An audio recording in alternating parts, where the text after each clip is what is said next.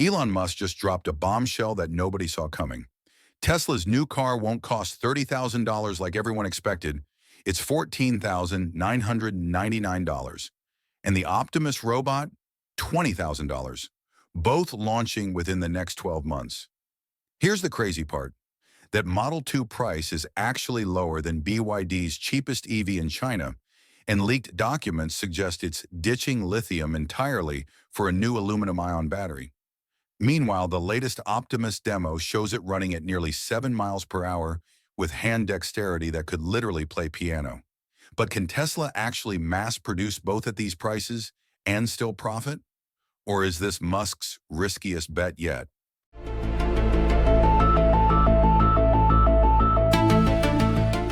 Let's start with what everyone's buzzing about. That Optimus demo video Tesla just released. The robot is running at 6.8 miles per hour with a stride pattern that's 99% human-like. Both feet lifting off the ground simultaneously, natural torso rotation, and landing mechanics that required solving balance algorithms most robotics companies haven't even attempted yet. What makes this terrifying for competitors? This isn't even Gen 3. This is Optimus 2.5, meaning Tesla's holding back their latest breakthroughs. The hand dexterity reveal is where things get genuinely unsettling. 22 degrees of freedom across those fingers, each joint moving independently with 3 flexible articulation points. Tesla's demo showed the robot rotating objects between fingers, gripping ultra-thin items, and performing precise pinching movements that most humanoid robots can't touch.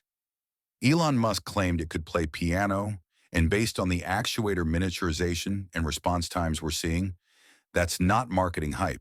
But here's the question nobody's asking. If version 2.5 already has this capability, what exactly is Gen 3 hiding? Internal reports suggest Gen 3 is scheduled for Q1 2026, possibly February. Tesla's development cycle runs major upgrades every 6 months, which means Gen 3 should feature significantly stronger hands, faster movement speeds, and potentially the first version truly ready for million-unit production runs at Giga Texas. The charging infrastructure caught our attention too.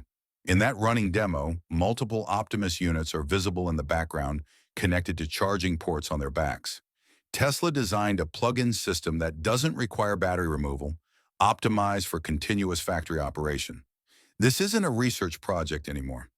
This is production planning. Now here's where Musk's strategy gets aggressive. He's targeting $20,000 per unit, with a stated goal of producing tens of millions annually, possibly even 100 million robots per year eventually. The global labor market is worth 30 times more than the entire automotive industry. If Optimus can genuinely replace human workers in repetitive, hazardous, or precision tasks, Tesla just positioned itself to dominate a market exponentially larger than EVs. Does that pricing math actually work, though? Tesla's claiming they've already solved 80% of the hardest challenges because Optimus uses the same AI chip, camera systems, processors, and automotive-grade actuators as their self-driving cars. Shared components mean shared production costs, economies of scale, and a decade of real-world data from millions of vehicles. Former Apple robotics scientist Yulin Chen recently left Apple to join Tesla's Optimus team, publicly stating he was completely blown away by the lab's scale and sophistication. Apple is notoriously selective about talent. When elite AI researchers are jumping ship to Tesla and praising the program, that signals something significant is happening behind closed doors. But Tesla's got competition breathing down their neck, and it's coming from China. XPeng just unveiled their humanoid robot at AI Day, with movements so fluid that attendees initially thought it was a human actor. The Chinese EV maker is hinting at a $10,000 price point, undercutting Optimus by 50%. XPeng has the advantage of lower Chinese labor costs, longer work hours, and aggressive government backing for AI development. Can they actually deliver a $10,000 robot with Optimus-level capabilities, though?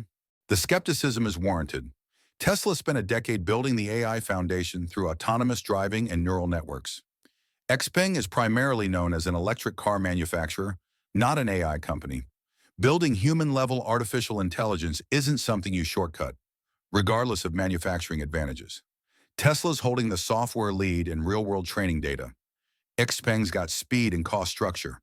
This race is about to determine whether American AI supremacy or Chinese manufacturing efficiency wins the robotics revolution. Who do you think ships a working consumer robot first? Now let's talk about the Model 2, because this is where Musk's pricing gets truly aggressive. Everyone expected $30,000. Tesla's targeting $14,999. That's lower than BYD's cheapest models in China, which currently dominate the budget EV segment at around $12,000. BYD outsold Tesla globally last year, and Musk clearly realized that without a genuine breakthrough at accessible pricing, Tesla risks falling behind permanently. A $15,000 Tesla completely reshapes the competitive landscape. Internal sources at Giga Texas say the car is scheduled for December unveiling, with Musk instructing teams to lock down every design and technical specification ahead of the official launch. When Joe Rogan pressed him for details, Musk said he couldn't reveal anything before the unveil, calling it potentially the most memorable product unveil ever. The leaked design language shows a complete departure from Model 3 and Model Y aesthetics. Higher, sharper headlights, no light bar like the Cybercab, and a minimalist front fascia focused on aerodynamics and cost efficiency. The body uses next-generation giga-casting that drastically reduces panel gaps and seams, creating an almost futuristic exterior despite the budget positioning. Here's where it gets controversial. To hit $15,000, Tesla's reportedly cutting fabric seats instead of vegan leather, no seat heating, removal of the panoramic glass roof, single-layer acoustic glass reducing sound insulation, single-color ambient lighting, and a smaller speaker system. Critics are already claiming the car will feel cheap and stripped down, but Musk's counter-argument is blunt. If you want premium features, buy a different model. The Model 2 is optimized for price above everything else. Fair point or unacceptable compromise. The real breakthrough isn't what Tesla removed, it's what they're adding. Reports suggest the Model 2 will be the first vehicle to use aluminum-ion batteries instead of lithium. This is massive. Every Tesla battery ever produced has relied on lithium chemistry, whether NCA, NMC, or LFP. Completely eliminating lithium has never been done at scale. Why make this switch now? Lithium prices have been volatile enough that Musk publicly complained about cost instability. Aluminum is 800 to 1,200 times more abundant in Earth's crust than lithium. Geology data shows aluminum comprises about 8.2% of the crust, while lithium accounts for only 0.006% to 0.009%. That abundance translates directly to cost reduction. Early aluminum-ion prototypes demonstrate energy density around 500 watt-hours per kilogram, roughly double today's lithium-ion cells at 250 watt-hours per kilogram. Double the energy storage at the same weight means higher performance and longer range in a lighter package. Leaked specs suggest the Model 2 will offer a minimum 300-mile range on a 53 kilowatt-hour aluminum-ion pack. Tesla reduced battery size, yet maintained range through superior energy density. A 53 kilowatt-hour aluminum-ion pack is estimated to cost about $2,000 less than an equivalent LFP pack. That's the cost reduction that enables the $15,000 price point. But aluminum-ion chemistry has historically struggled with charge cycle longevity and power delivery consistency. Has Tesla actually solved those engineering barriers? Or are we about to see a battery recall crisis in 2027? The charging mechanism is another question mark. Aluminum ions carry 3 positive charges compared to lithium's single charge, meaning higher current flow and faster energy transfer. That should enable rapid charging, but it also generates more heat during operation. Tesla's presumably integrating third-generation battery heating technology and enhanced thermal management systems, but until we see real-world testing data, this remains speculative. If aluminum-ion batteries work as advertised, though, this isn't just a cheaper Tesla. This is the technology that makes EVs genuinely affordable for billions of people globally. There's one more product in Tesla's pipeline that almost nobody's talking about: the semi-motorhome. Musk has mentioned it multiple times, suggesting a launch next year at a price lower than the Cybertruck. The concept takes the Tesla semi-platform, reduces the battery pack from 900 kilowatt hours down to 300 kilowatt hours, and converts the cargo area into a fully equipped living space. Think mini kitchen, foldable bed, small bathroom, storage compartments, and a 48-volt electrical system running everything from air conditioning to an electric stove. Traditional RVs in the U.S. market range from $120,000 to $200,000 for high-end models. Tesla's reportedly targeting $49,000 to $59,000 for the semi-motorhome. That's less than half the market average for a vehicle that offers 250-mile range, silent camp mode operation, integrated Starlink satellite internet, and a Tesla Powerwall backup system for off-grid living. The vehicle inherits the Semi's 1,500 horsepower tri-motor setup, 48-volt architecture from the Cybertruck, and next-generation 4680 battery cells produced at Giga, Nevada. The genius of this strategy is component sharing. Tesla isn't designing an entirely new vehicle. They're repurposing an existing platform, leveraging established production lines, and using mass-manufactured parts to drive costs down. The semi-motorhome could tap into Tesla's megacharger network, charging from 30% to 80% in 35 to 40 minutes. Add an optional solar roof generating electricity during extended stops, and you've created a completely self-sufficient mobile living space. For retirees, digital nomads, or anyone seeking location independence, this is transformative. But here's the strategic play most analysts are missing. Tesla isn't just selling 3 separate products. They're building an integrated ecosystem. The Model 2 gets people into the Tesla brand at an accessible price point. Optimus eventually becomes an optional household assistant for those same customers. The semi-motorhome offers a lifestyle upgrade for Tesla owners who want extended travel capability. All 3 products share charging infrastructure, software architecture, and component supply chains. This isn't diversification.